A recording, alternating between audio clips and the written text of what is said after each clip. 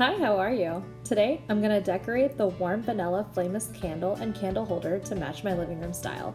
Super easy and super fun to make, and I absolutely love how they turned out. I have these small off-white 3M wall shelves that I use on my blank white wall in my apartment, and since I live in an apartment, I do tend to lean towards buying easily removable decor, but these needed a redesign for me, and I got them on Amazon for about $11. Next, I have my Rhinestone Wrap. I'm using two different designs and I got these on Amazon. It's just because I want to use one for my candle and one for my shelf. You're welcome to use the same one. I'm going to also be using some black paint, some tacky glue, and 3 flameless candles.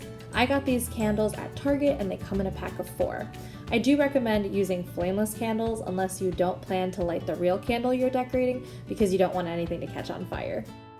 Went ahead and started painting. I put 2 coats of paint on it because I really wanted a deep black color.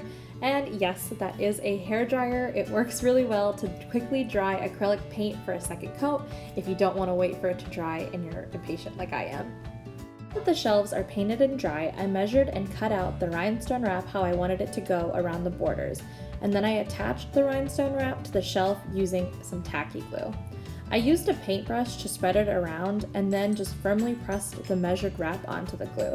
As you can see, the tacky glue is white and peeking through, but the kind I use dries clear, so I didn't worry about that too much. And then I just did the same thing for all the other sides.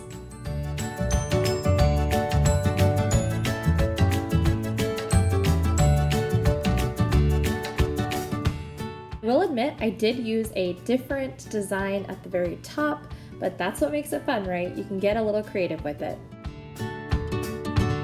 Now, moving on to the candle. These candles were super easy and fun to make. I did a different design for the middle candle and then for the outer 2 candles. For the first design, I cut up some rhinestone wrap and measured around the bottom and top part of the candle. Once I had an even number at both the top and bottom, I went ahead and glued that onto the candle. I did split up the rhinestone wrap so I could attach them separately instead of a long piece, just to make it easier for me to add it to the cylinder shape. Here's what the top and bottom glued on looks like. Again, the white glue around the rhinestone wrap does dry clear, so I didn't remove it. You can leave it like this, but I drew a straight line down the center of the candle and added some rhinestone wrap. I did this 2 other times for a total of 3 lines down the center of the candle.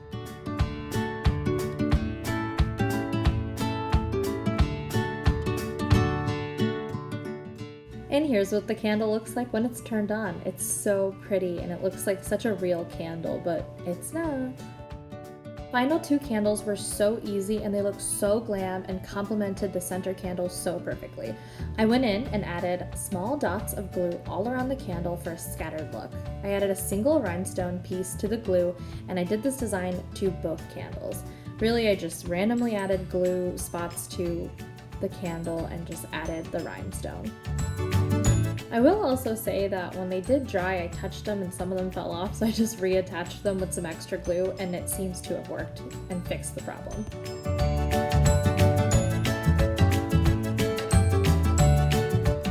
And here are the final products.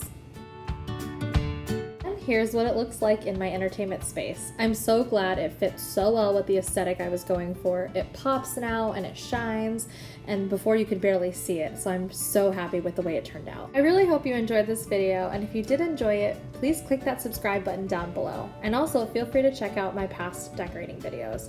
I post a new video on Thursday, and with that, I hope you have a lovely rest of your day, and I can't wait to see what else we create together.